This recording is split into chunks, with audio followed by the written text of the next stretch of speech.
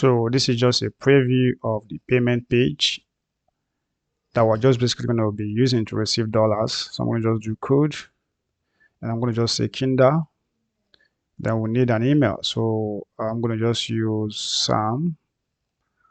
Let's just call this code at codekinder.com as the email that we're going to use, and then enter. Basically, this is going to be my phone number right here, and I'm going to just hit on agree to terms. And what I'm basically doing, this is just like an application form that you can basically use to apply to a particular school, all right?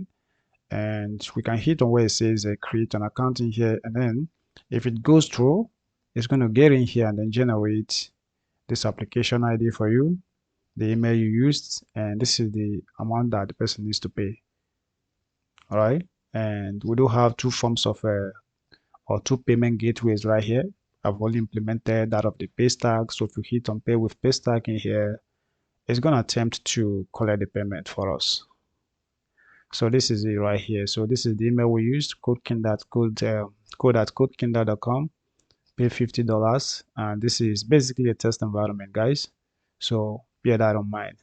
So that's why we do have success card in here, bank authentication, and even to decline if you want to decline, all right?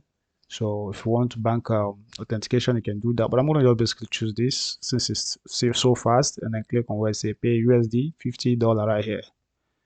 And it's going to go through.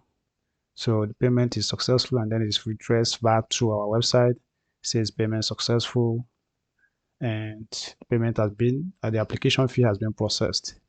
And if you take a look at right here, this is the name we use, the email is still here, and this is the date for the application. This is the amount you just paid. So these are the next steps you need to take. All right. Maybe from here we send them an email, and then some other things we want to do. And if they want to print out this receipt, they can do that by using this. If they want to go to their dashboard, they can do that. So that is just how that is actually working so far. And I hope that you guys like that. So I'll see you guys in the next one. Bye bye for now. And if you have any comments about this project, you can go ahead and drop that in the comment section below. So thanks, guys.